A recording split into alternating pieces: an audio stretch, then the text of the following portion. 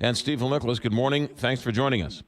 Good morning, McGraw. Down 70 on Friday. What happened? Yes, it was a tough day. Friday, the Dow was down 71 points, closed at 24,538 after falling over 390 points during the day. Healthcare was strong on Friday, and technology was one of the better performers during the week. For the week, the Dow was down 3.1%, and the yield on the 10-year U.S. Treasury closed the week at 2.86%. Mm-hmm. So, not a good week last week. Yeah, no. All right. But we're still officially in a bull market? We are. 9 years ago this week, the market turned. We had gone through the financial crisis of 2008, and investors were still concerned about the market. However, on March 9th, this bull market was born, and it seems to still have strength. We are close to full employment.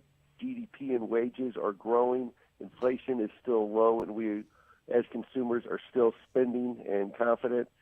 So, the market still looks good, and it's been going that way for 9 years. 9 years this week. All right. Who is AXA? Now, that's Paris-based AXA Insurance.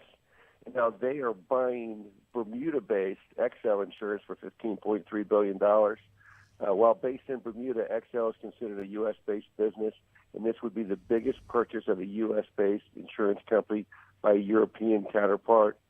AXA will now be a top provider of commercial casualty coverage, as well as a leader in annuities and life insurance. So, turn into a big company. All right, there. And what about building managers and new services? What's this story?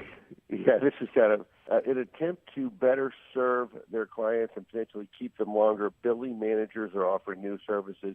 One way is to have an app to offer wellness and concierge services. Some services are basic, like haircuts or yoga classes. Others are more involved, like educational classes or motivational speakers. 5 years ago, this would have seemed like a crazy talk, and today it sounds like it might work. So, which is interesting because building managers need the rental space occupied, and so they're doing all they can to sort of keep the people in the rental spaces.